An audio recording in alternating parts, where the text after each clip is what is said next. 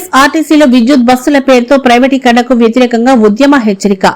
ఏపీఎస్ఆర్టీసీలో విద్యుత్ బస్సుల పేరుతో ప్రైవేట్ ఆపరేటర్లకు డిపోలకు కట్టబెట్టే నిర్ణయాలను వెంటనే వెనక్కి తీసుకోవాలని ఏపీపీటీడీ ఎంప్లాయీస్ యూనియన్ రాష్ట నాయకులు డిమాండ్ చేశారు. లేని పక్షంలో రాష్ట వ్యాప్తంగా అన్ని సంఘాలను కలుపుకొని పెద్ద ఎత్తున ఉద్యమం చేపడతామని హెచ్చరించారు. శుక్రవారం నెల్లూరులోని ఏనుగు సుందరరామిరెడ్డి ఫంక్షన్ హాల్లో నెల్లూరు జోన్ మరియు నెల్లూరు జిల్లా ఉమ్మడి ఆర్టీసీ ఎంప్లాయీస్ యూనియన్ జిల్లా నిర్మాణ మహాసభలు జోనల్ కార్యదర్శి దాసరిబాబు శామ్యూయల్, జిల్లా కార్యదర్శి ఓవి ప్రసాద్, అధ్యక్షులు వి యుగంధర్ ఆధ్వర్యంలో జోనల్ అధ్యక్షులు వాకా రమేష్ అధ్యక్షతన నిర్వహించారు. ఈ సందర్భంగా ఏపీపీటీడీ ఎంప్లాయీస్ యూనియన్ రాష్ట అధ్యక్షులు పరిశెట్టి దామోదర్రావు, రాష్ట ప్రధాన కార్యదర్శి జీవీ నరసయ్య మాట్లాడుతూ ఏపీఎస్ఆర్టీసీలో ప్రైవేటు భాగస్వామ్య విధానంలో విద్యుత్ బస్సుల్లో ప్రవేశపెట్టడం సంస్థ భవిష్యత్తుకు తీవ్ర ముప్పని అన్నారు.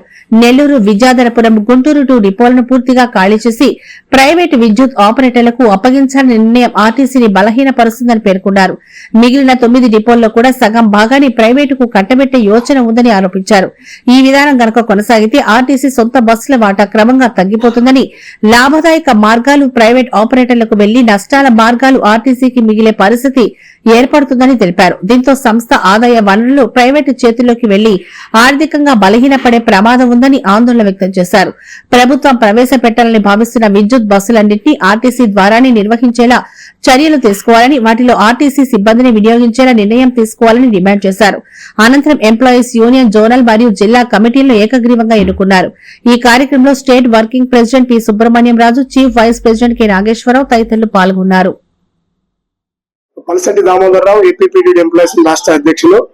ఈ రోజు నెల్లూరు నగరంలో ప్రధానంగా నెల్లూరు జోన్ సంబంధించి జోనల్ కమిటీ నిర్మాణం మీద, అలాగే నెల్లూరు జిల్లాకు సంబంధించినటువంటి కమిటీ, నూతన కమిటీల ఎంపికకు సంబంధించి సమావేశం ఏర్పాటు చేయడం జరిగింది.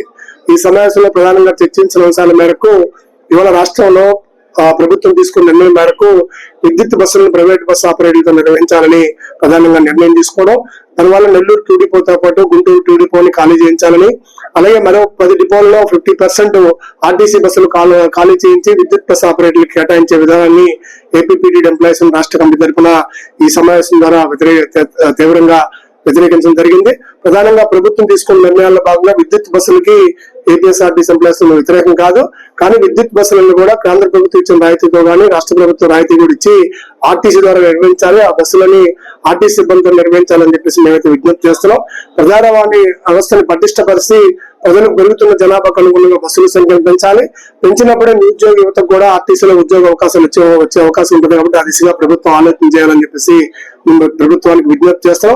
ఆ విధంగా కాకుండా ఏకపక్షంగా మొత్తం విద్యుత్ బస్సులతో ఆర్టీసీని దశల వారీగా ప్రైవేట్ పరం చేస్తామంటే ఆర్టీసీ ఎంప్లాయీస్ మీద బాధ్యత తీసుకొని ఆర్టీసీలో ఉన్న అన్ని సంఘాలను కూడా కలుపుకొని ఎటువంటి పోరాటానికైనా సిద్ధపడాలని సమావేశంలో నిర్ణయించడం అయితే జరిగింది. డిపోలు వెంటనే ఖాళీ చేయాలనే నిర్ణయాన్ని కూడా నెల్లూరు గానీ గుంటూరు గానీ ఖాళీ చేయాలని ప్రభుత్వం తీసుకున్న నిర్ణయాన్ని వెంటనే వెనక్కి తీసుకోవాలని చెప్పి సందర్భంగా ప్రభుత్వానికి విజ్ఞప్తి చేస్తూ ఇవాళ రాష్ట్రంలో శ్రీశక్తి పథకాన్ని ప్రవేశపెట్టిన ప్రభుత్వం దాన్ని ప్రతిష్టాత్మకంగా ఉద్యోగులంతా తీసుకొని నిర్వహించడం జరుగుతుంది. భవిష్యత్తులో బస్సుల సంఖ్య పెంచకుండా ప్రైవేట్ ఆపరేటర్లు అంటే శ్రీశక్తి పథకం కూడా పరిస్థితుంది. మన శ్రీశక్తి పథకాన్ని విజయవంతం చేయడంలో ఉద్యోగులు కీలక పాత్ర పోషిస్తున్నప్పుడు కూడా విధి నిర్వహణలో జరుగుతున్న చిన్న చిన్న పొరపాట్లకి డిపో మేనేజర్లు తనిఖాధికారులు వేసిన కేసులను ఆధారం తీసుకొని సస్పెండ్లు, రిమోవ్లు చేయడంతో పాటు తీవ్రమైన పనిష్మెంట్లు ఇస్తున్నారు. వీటన్నిటికి అడ్డుకట్ట వేయాల్సిన అవసరం ఉంది. ఉద్యోగులకు సంబంధించి, ఉద్యోగ భద్రతకు సంబంధించి గతంలో ఎంప్లాయీస్ ఆధ్వర్యంలో చేసుకున్న ఒప్పందం మేరకు అప్పుడున్నటువంటి డివిజన్ నెంబర్ ఇచ్చినటువంటి సర్క్యులర్ నెంబర్ 1/90ని యథావిధిగా అమలు చేసి ఉద్యోగులందరికీ ఉద్యోగ భద్రత కల్పించే గౌరవ నూతన ఎండీ గారు చర్యలు తీసుకోవాలని చెప్పి సందర్భంగా విజ్ఞప్తి చేస్తూ పదోన్నతులకు సంబంధించి దీపావళి సందర్భంగా ముఖ్యమంత్రి గారు ఇచ్చిన హామీ మేరకు 6,500 నుంచి 7,000 పదోన్నతులు రావాల్సి ఉన్నప్పుడు కూడా ఇంతవరకు 3,300 మందికి పదోన్నతులు వచ్చాయి. ఆ పదోన్నతులు ఎక్కడెక్కడ జాప్యం జరుగుతుందో దాన్ని వెంటనే నివారించాలి.